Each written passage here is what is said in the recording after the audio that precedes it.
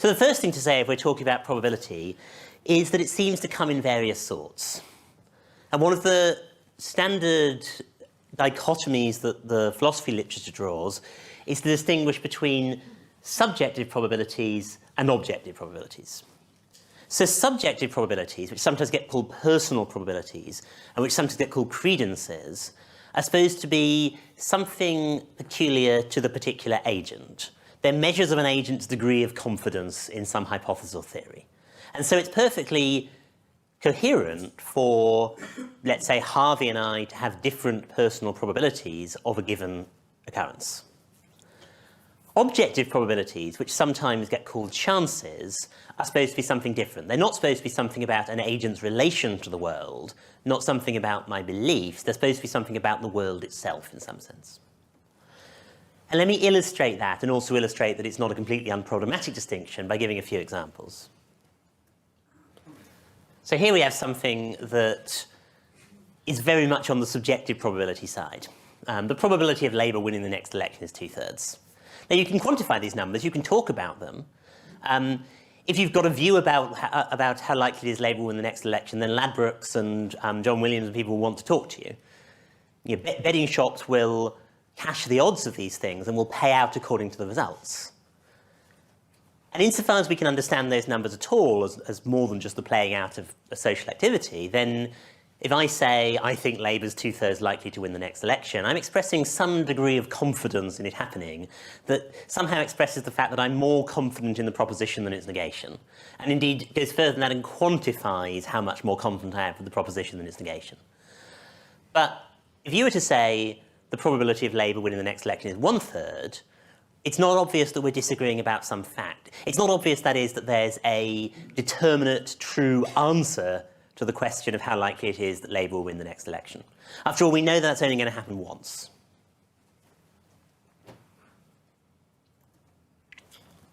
Here's a borderline case. If I say this coin is fair, I seem to be saying something somewhat objective. If I say, if I roll 2 fair dice, the probability of getting 2 6s is 1 in 36, I seem to be saying something objective. Now, it's not completely clear what I could mean and what that objective thing could be, because both of those systems seem to be deterministic. That is, it seems to be that if I knew the starting physics of the coin or of the die, then I could predict with certainty the result of the throw, of the toss or the throw. And in fact, at least in the case of coins, that's not even a hypothetical. There are machines which will flip coins in a way that will look remarkably random, but which will land heads every single time. I'm told you can actually teach yourself to do this. It could be useful in some contexts. And yet, in another sense, it does seem that there's something objective about the claim that the coin, that if I've got fair dice, the probability of them landing double six is 1 in 36. The entire business model of Las Vegas is built around the fact that we seem to be able to say objective, robust things about probabilities of random events like the fall of dice, the playing of cards, the landing of roulette wheels.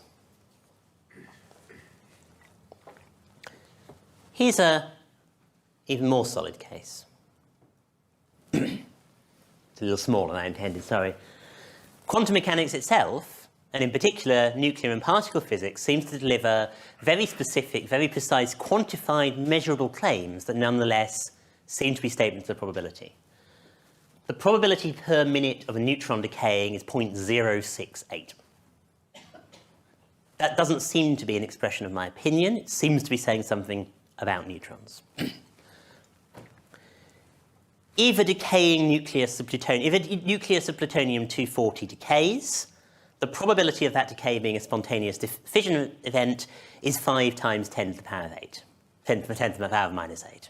Very unlikely, but actually sufficiently likely relative to what happens with plutonium-239 that we seem to have discovered an objective difference between plutonium-239 and plutonium-240 that makes a difference to what we can do. And it seems that these are not simply expressions of our own uncertainty or curiosity. These are somehow very objective features of pieces of physical reality And indeed, if we know these objective facts about these objective pieces of physical reality, we can make predictions and constructions, we can do technological things, experimental things, we can do some terrible things.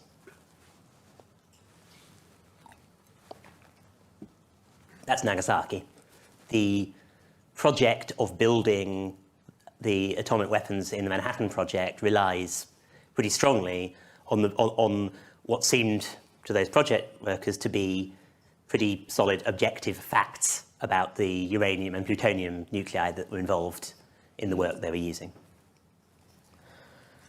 Okay, so the subjective probabilities are perhaps not so problematic, but the subjective probabilities don't seem to be the things that are turning up in the physics. They don't seem to be, I should say. That can be challenged. It seems, I've tried to make the case, that there is some objective notion of probability, some robust thing that looks factive, that looks like the kind of thing we work with in our science and measure in our science in roughly the same way we measure masses and charges, at least at a very broad level, that seems to be playing an important role in our doing physics, and that seems to be playing an important role in particular in our doing quantum physics, leaving aside entirely the many worlds theory for the moment.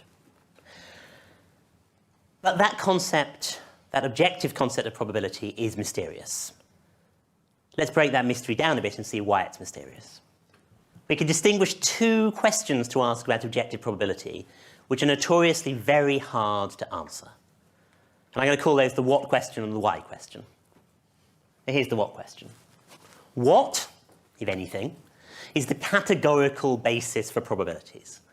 And when I'm saying categorical in that sense, I'm using that in the sort of metaphysician sense. What are the, if when I talk about that sample of plutonium or that neutron, and I say about that thing that it's just objectively true that its probability of decaying or fissioning in a certain period is such and such a number, then what thing about that neutron makes it true? It's not its mass, it's not its charge, it's not its height or its width. What kind of actual objective things in the world, what kind of physical properties that a system can have, can make it true that its probability of behaving in a certain way is such and such?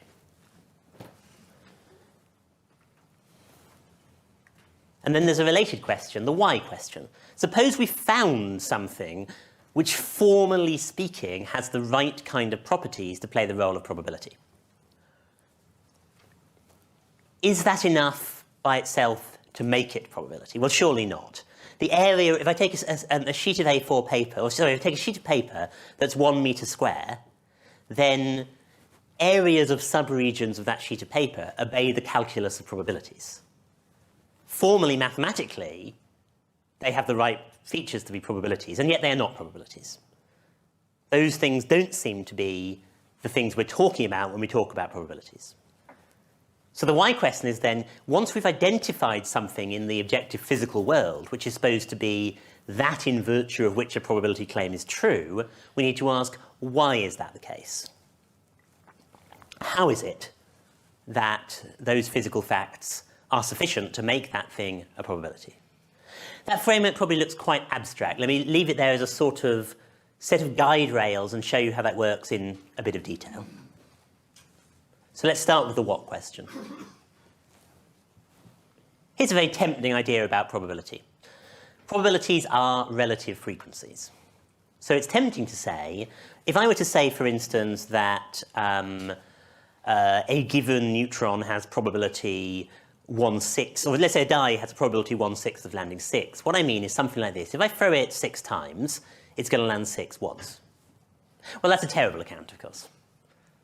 If I were to roll a die 6 times, of course, on average I get a 6 once, but I might get more 6s, I might get fewer 6s. I'd be crazy to suppose that just because I've rolled a die 6 times and I've got a 6 twice, I should thereby conclude that the die is not actually a fair die, that the probability of landing 6 is not 1/6.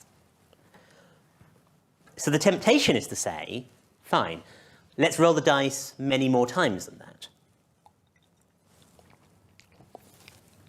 Let's roll it not 6 times, but 600 times. And if I roll the die 600 times, I would expect that I'll get a 6 about 100 times. But notice again that word about. What do I want to say about the situation where I get 200 sixes. Do I want to say that's impossible? I don't think so. What I want to say, I think, is that if I roll a die 600 times, then getting 200 sixes is very improbable. And that's a problem. Because the idea of my project here is to understand what probability is. And if I want to make it definitional of a die having probability 1/6 of landing 6, that if I roll it 600 times, I'll get about 100 sixes, then I don't have the resources left to say only if I roll a die 600 times, I'll probably get 100 sixes. That won't do as an analysis of probability. If we understand probability independently of frequencies, then of course that gives me the resources to ground such a claim. If I know already what probability is, and I know how probability is connected to frequency, I can understand the claim that a certain set of frequency results is probable. But if I want to understand what probability is, defining it that way is not really going to help. Okay, so I could say, well, let me define probabilities in the infinite long run. Let me say, as I roll the dice more and more times, the fraction of sixes will get closer and closer to 1/6. So if I were to roll the dice 600 billion trillion quadrillion times, I'll get awfully close to 100 million billion quadrillion sixes. Okay, so there's a technical problem with that and a conceptual problem. Or perhaps in a sense, two different conceptual problems. Here's one problem there. If I were to roll the dice, here's what would happen if I were to roll a fair die 100 million billion quadrillion times. It would sort of disintegrate. So when I say that I'm going to roll the dice that many times, I can't be talking about something that's ever supposed to be happening in the physical world. I must be talking about some kind of hypothetical scenario. And it's quite surreal, it's quite bizarre hypothetical scenario. It's a hypothetical scenario where dice are indestructible. And it's tempting to say that's just sort of loose talk, and that actually what we're appealing to is the sort of ideal properties of the dice. But of course, if what we're appealing to is the ideal properties of a dice that has probability 1/6, if that's what we mean by it being an ideal die, we're begging the question. We're failing again to give an analysis of what the probabilities are. So that's one problem with that infinite long run strategy. The other problem is it would be great, suppose we can understand an infinite long run, it would be great to be able to say, well, as a matter of mathematics, then in the long run, probabilities tend to relative frequencies. It would be great, that is, if there were theorems in maths to that effect. Unfortunately, we can't prove that in the long run, relative frequencies converge to probabilities. What we can prove is that in the long run, relative frequencies converge to probabilities, probably. And so again, this is great if we already understand probability and we just want to analyze its statistics. But if we want to analyze and understand and learn what probability is from thinking about frequencies, we're going to find it a very difficult task. Okay, but if probabilities aren't frequencies, what can they be? Because the nice thing about frequencies is they do at least seem to be something objective in the world. They're nicely categorical in my previous terminology. Well, what are the alternatives? Here's the main alternative that gets offered as to how we can understand what probability is. Probability's got something to do with symmetries. So one of the things you might have seen in school, if you remember being taught probability in maths, or if you teach probability in maths, is that the reason it's true that the probability of the die landing 1/6 is there's 6 ways it could land. That by itself is not a good argument. Here's why not. Take the die, paint 5 of its sides red and 1 of them green, and ask what's the probability that it lands green when you throw it. And according to that reason, the answer is 1 in 2, because there's 2 ways it could land, the green way and the red way. Something went wrong there, didn't it? So you might think, well, really, when you said there was 1 way it could land that was green, really there were 5 ways it could land. But that's not true. There were infinitely many ways it could have landed. It could have landed this way round, this way round, this way round. It could have landed over here, or it could have landed over here. Counting possibilities is not going to get us there in this situation. What's really going on, I think, when we say that there are 6 possibilities, is that there are 6 indistinguishable probabilities, 6 probabilities that should be regarded as somehow equipossible. And I think our grounds for saying that is something like, well, the die is symmetric. I can rotate one face onto another. And that's a symmetry, furthermore, that's respected by the laws of physics. If the die's pips are made of iron, and if the die is in a strong magnetic field, then the probability of it landing 6 is going to be rather a lot higher, or rather a lot lower rather than 1/6. So that what's going on is that the die has a certain symmetry with respect to the physics it's in. Even that's not quite enough, though. I mean, notice that, so just as a warning that something's puzzling here, suppose I take a die, I hold it with the 6 facing up, I hold it a millimetre above the ground, I let go. Doesn't matter how symmetric it is. You can be pretty confident it's going to land 6. And that points to the real problem with this sort of frequency approach. The die lands one way rather than another. Either lands 6 or it lands 1 or it lands 2 or whatever. So the physical situation can't be completely symmetric. Something has to break the symmetry. Because if nothing breaks the symmetry, then it can't be the case that one thing happens rather than another. So in the case I've just described, the symmetry, it's clear the symmetry is actually broken by the initial condition. And it's obvious how that works. If I were to drop the die from a great height, then the dependency of how the die lands on its initial condition is very complicated and very sensitive to the initial condition. And so in that situation, it's going to be very hard for me to predict how it lands, but it's still going to be the case that some feature of the initial conditions can't be completely symmetric because somehow the symmetry has to go away. Marie Curie has a principle, what's come to be called Curie's principle, symmetry in, symmetry out. If I get an asymmetry in my final situation, I must have put it in somehow. Okay, so those are 2 attempts to analyse what probability could be. Here's a third sort of attempt. This is Tim Maudlin in characteristically diffident style. He says, if someone complains that he does not understand the notion of physical probability, then I am tempted to respond with Dr. Johnson, I have found you an argument, I am not obliged to find you an understanding. That is, I cannot deny the possibility of a sort of cognitive blindness that would make someone unable to understand the notion of probability being used here, and I cannot offer a remedy for such blindness. Don't be bashful, Tim. Tell us what you really think. So Maudlin is saying, and it's a perfectly given thing to say, look, effectively you have to have some primitive somewhere. We understand how to use probability. Those who claim they don't understand probability, says Maudlin, are in a minority. We might not be able to analyse it or reduce it to anything else, but explanation's got to stop somewhere. There have to be some primitives in your story. Let probability simply be primitive. Let there be no analysis. Let's answer the what question by saying probability is part of the unanalysable starting furniture of the world. So much for the what question. Let's think of the why question. So the question here is, if you like, what makes something probability? What is probability, and how does probability connect to other non-probabilistic things in the world? And David Papineau has a very nice analysis of this, where he says, really, when you break it down, there are 2 links between probabilistic claims about the world and other claims about the world. There's a link from the world to probabilities, his inferential link. There's a link from probabilities to the world, his decision-theoretic link. And the inferential link basically says the way we work out what the probabilities are is by counting frequencies. So if I want to determine what the probability of the die landing 6 is, the way I do it is I roll the die many, many times. If I've rolled it n times and it's landed 6k times, then tentatively I conclude that the probability of it landing 6 is k over n, or about k over n, and the more times I roll it, the more confident I am of that assertion. So that's the inferential link. Probabilities from frequencies.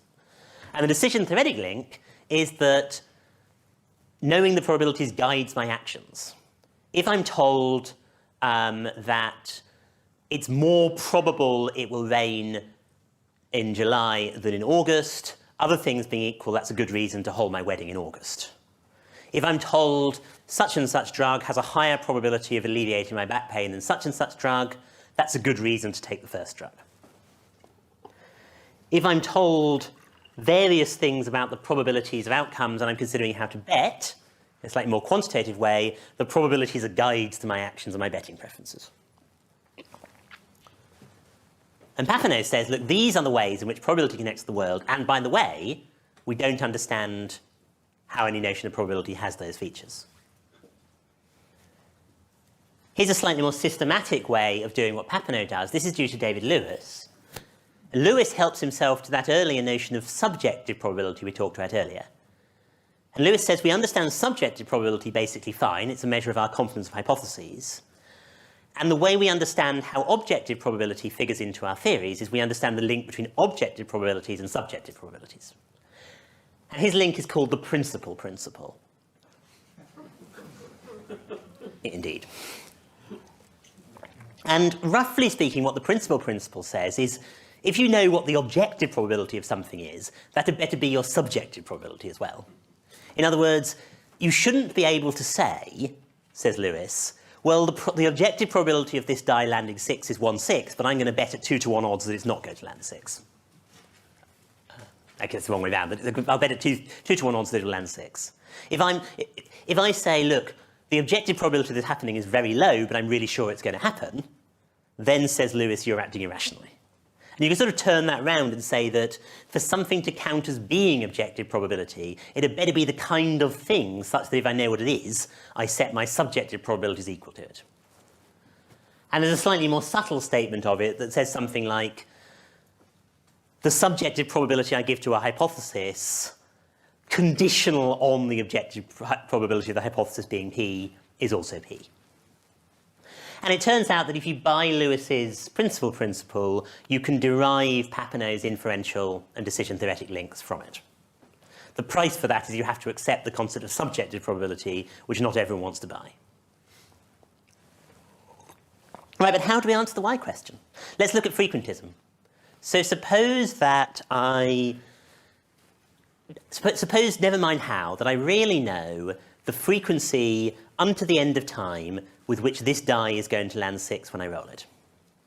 Okay.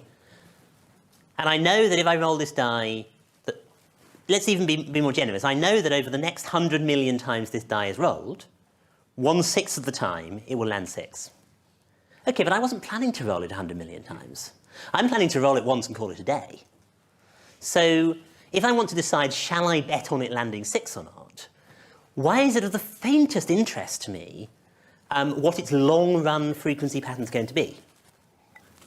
And a way of making that vivid is, if we're defining our frequencies ad infinitum, well, the long-run frequency of something happening, averaged as the number of repetitions goes to infinity, is completely independent of the first time I throw it, or the first 10 times I throw it, or the first 10 to the power of 74 times I throw it. Any finite initial segment of an infinite sequence has no effect on the average value of something over that sequence. So it's really unclear, even if we had a frequentist understanding of probability to answer the what question, even if we could look at the world and from the frequencies extract some numbers which have the formal properties of probabilities, it's really unclear why those should have anything to do with our betting practice. That is, it's really unclear why the decision theoretic link should be true. And it's equally unclear why the inferential link should be true. It's equally unclear, that is, why, if all I'm after is an infinite long-run average, that I can get at that by saying I'll just sample a finite part of it. Now, there's space to get around that by saying, well, look, okay, there's space to get around it by the standard philosopher's trick of solving a problem by demonstrating that it is equivalent to the problem of induction, which, since we can't solve, is therefore a sort of panacea moves. So you could say, sure, I can't explain why the first million tosses of the die are going to look like the rest of the tosses of the die, but, you know, that's the problem of induction. I kind of have to assume a certain regularity. And that's fair enough. The difficulty, I think, is the sort of regularity I want to describe is one that we know how to handle and how to describe through the language of probability. And that really takes us back to the what question. It's not obvious we've got a story to tell about how to analyse the world in a way that makes sense of that kind of regularity, which abstracts away from that notion of probability. It's even less clear, I think, why we should accept the principal principle or the inferential decision theoretic link on Magdalen's primitive conception of probability. In fact, Lewis is quite upfront about this. He says, is there any way that any Humean magnitude, and he roughly means frequencies, could fill the chance role? Is there any way that an unhumean magnitude could? And he kind of means something like like Maudlin's primitive probabilities. What I fear is that the answer is no both times. So the temptation then is to say, well, this concept makes no sense. He goes on to say, yet how can I reject the very idea of chance when I know full well that each tritium atom has a certain chance of decaying at any moment? That's worth saying. If we could make the symmetry line of reasoning work, we might have a rather easier route to understand the answer to the why question. Why should I bet 1/6 on the directly landing 6? Well, because somehow if the world has some objective symmetry, it doesn't really make sense for my own preference structure not to respect that symmetry. But we saw that the symmetry route is also running into big problems. So claim. Where do we get to here? Yeah. Both the what and the why question are actually really rather profoundly difficult to answer. We really are in a very difficult position in philosophy of trying to understand what probability is. We have no really solid, agreed upon strategies, and we have profound difficulties with most of the strategies on the table. So profound that many people are willing to actually bite the bullet and accept that it's all just primitive, that there's just no answer to these questions, just a basic brute fact. Others are willing to bite the bullet and say, even despite the apparent way probability operates in our science, nonetheless, there are, and when I say of the tritium atom it has a certain chance of decaying, I'm not really saying anything about the tritium atom. I'm somehow coding my beliefs.